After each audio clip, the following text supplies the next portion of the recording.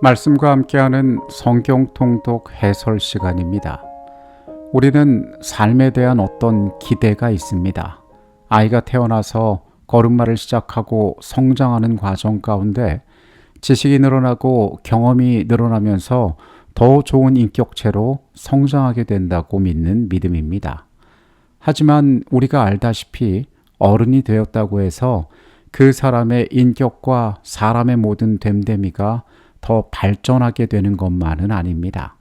이스라엘은 하나님께서 그들을 애굽 가운데 부르시고 광야의 40년 동안 특별한 교육을 받은 존재들이었습니다. 약속의 땅에 들어와 하나님께서는 언제나 그들 앞에 신실하셨습니다. 그러나 그토록 원하던 약속의 땅에 들어와서 그들의 삶은 어떤 때 이전보다 더 퇴보한 것처럼 보이는 삶을 살아갔습니다. 여호수아에서의 정복 사업이 끝나고 이제 본격적으로 약속의 땅에서의 그들의 삶의 모습들을 그린 책이 바로 사사기입니다. 이 책은 어떤 면에서 부끄러움의 책이라 부를 수도 있습니다. 감히 하나님의 백성들의 삶이라 상상할 수도 없는 참담한 일들이 이 말씀의 내용 가운데 많이 등장하고 있기 때문에 그렇습니다. 동시에 사사기는 우리에게 여전히 은혜의 책입니다. 하나님께서 그분의 자비를 출애굽의 과정 가운데 드러내셨던 것처럼 그 백성이 회개하고 돌아올 때에 하나님께서는 사사를 일으키시고 그분의 백성들을 다시 구원하셨기 때문입니다. 내일 우리가 읽게 될 성경의 본문은 사사기 1장에서 3장까지의 말씀입니다. 여호수아가 죽은 후에 이스라엘 자손이 여호와께 여쭈어 이르되 우리 가운데 누가 먼저 올라가서 가나안 족속과 싸우리이까? 여호와께서 이르시되 유다가 올라갈지니라. 보라, 내가 이 땅을 그의 손에 넘겨주었노라 하시니라. 이스라엘이 누가 먼저 가나안과 싸우리이까? 라는 질문을 할 때 하나님께서는 유다를 지목하셨습니다. 갈렙과 그의 일가의 활약으로 헤브론과 드비를 점령하며 가나안 땅에서의 정복 사업을 그들은 순조롭게 시작합니다. 베냐민 자손은 예루살렘에 거주하는 여부수 족속을 쫓아내지 못하였으므로 여부수 족속이 베냐민 자손과 함께 오늘까지 예루살렘에 거주하니라. 에브라임이 게셀에 거주하는 가나안 족속을 쫓아내지 못하매 가나안 족속이 게셀에서 그들 중에 거주하였더라. 스불론은 기드론 주민과 나할롤 주민을 쫓아내지 못하였으므로 가나안 족속이 그들 중에 거주하면서 노역을 하였더라. 베냐민, 므낫세, 에브라임, 스불론, 아셀, 납달리 지파들이 가나안 주민들을 온전히 쫓아내지 못했다는 기록이 성경에 반복되어 나오고 있습니다. 이것은 처음 하나님께서 의도하신 것들이 아니었습니다. 또한 우리가 이 가운데 살펴볼 수 있는 기록은 가나안 족속들을 그들의 노역을 시켰다라고 말씀이 기록한 것입니다. 이미 충분히 강성한 힘을 가지고 있음에도 불구하고 의도적으로 그 땅의 사람들을 이스라엘 가운데 쫓아내지 않았던 것입니다. 이것은 그들이 하나님의 명령에 순종하는 대신에 그들이 취할 경제적 이익을 선택한 것이었습니다. 이 불완전한 순종은 사사기 전체에서 그들이 경험한 불행의 원인이 되었습니다. 이들을 완전히 몰아내지 않은 것은 우상 숭배의 씨앗이 되었고 이스라엘은 훗날 그 잘못된 열매들을 거두게 되었습니다. 사사기 2장의 말씀으로 갑니다. 너희는 이 땅 주민과 언약을 맺지 말며 그들의 제단을 헐라 하였거늘 너희가 내 목소리를 듣지 아니하였으니 어찌하여 그리하였느냐? 그러므로 내가 또 말하기를 내가 그들을 너희 앞에서 쫓아내지 아니하리니 그들이 너희 옆구리에 가시가 될 것이며 그들의 신들이 너희에게 올무가 되리라 하였노라. 여호와의 사자가 이스라엘 모든 자손에게 이 말씀을 이르매 백성이 소리를 높여 운지라. 여호와의 사자가 길갈에서부터 보빔에 이르러 이방인과 언약을 맺고 제단을 헐지 않은 백성들을 꾸짖습니다. 백성들은 이 경고에 크게 울었으므로 그곳을 보빔, 즉 우는 자들이라고 부르게 됩니다.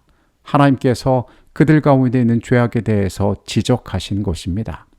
백성이 여호수아가 사는 날 동안과 여호수아 뒤에 생존한 장로들, 곧 여호와께서 이스라엘을 위하여 행하신 모든 큰일을 본 자들이 사는 날 동안에 여호와를 섬겼더라.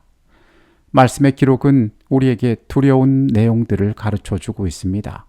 여호수아가 살고 장로들이 생존한 즉 여호와께서 이스라엘을 위하여 행하신 일들을 본 자들이 있는 동안에는 그들이 여호와를 섬겼지만 그 이후에는 여호와를 알지 못하는 세대가 일어나게 되었다는 것입니다.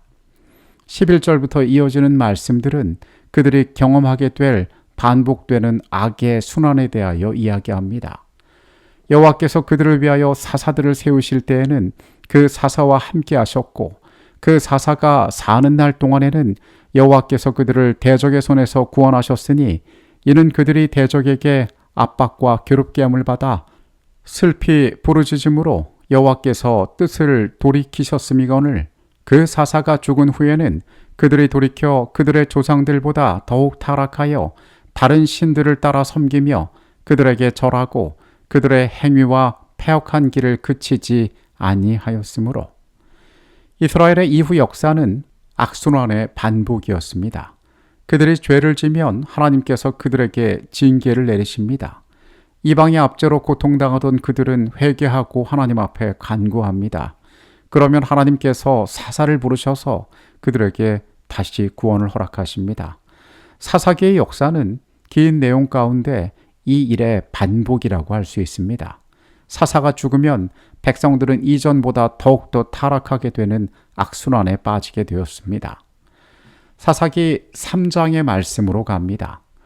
이스라엘 자손의 세대 중에 아직 전쟁을 알지 못하는 자들에게 그것을 가르쳐 알게 하려 하사 남겨두신 이방 민족들은 블레셋의 5 군주들과 모든 가나안 족속과 시돈 족속과 바알 헤르몬 산에서부터 하맛 입구까지 레바논 산에 거주하는 히위 족속이라. 이스라엘을 시험하기 위하여 그 이방 가운데 여러 족속들을 하나님께서 남겨두셨음을 말씀은 이야기합니다.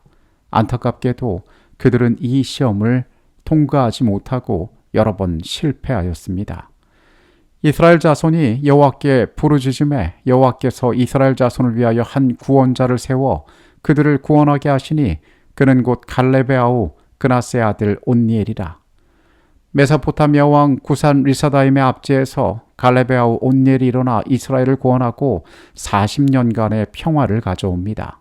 그는 이스라엘의 처음 사사였습니다. 12절부터는 왼손잡이 사사였던 에웃의 이야기가 나옵니다. 그는 모압왕 에글론의 압제 아래서 이스라엘을 구원합니다. 그가 공물을 바치는 척하면서 에글론을 처단하고 그의 민족을 속박 가운데에서 건져내었습니다. 에웃 후에는 아나세 아들 삼갈이 있어 소모는 막대기로 블레셋 사람 600명을 죽였고 그도 이스라엘을 구원하였더라. 에웃 이후에는 삼갈이 그들의 사사가 되었는데 블레셋 사람 600명을 소모는 막대기로 죽여 이스라엘을 구원했다라고 말씀은 기록하고 있습니다. 사사기의 역사가 다른 역사의 기록과 다른 것은 사사는 분명 그들 가운데 있는 영웅처럼 보였지만은 사람의 능력이 아닌 하나님의 부르심을 통하여 그들은 지도자가 됐으며 하나님께서 그들과 함께 하실 때에 그들은 자유를 얻게 됐다는 것입니다. 이방의 압제 아래 있지 않았다는 것의 의미는 단순히 물질적 풍요와 그들이 가진 정치적 자유를 의미하는 것만이 아니었습니다.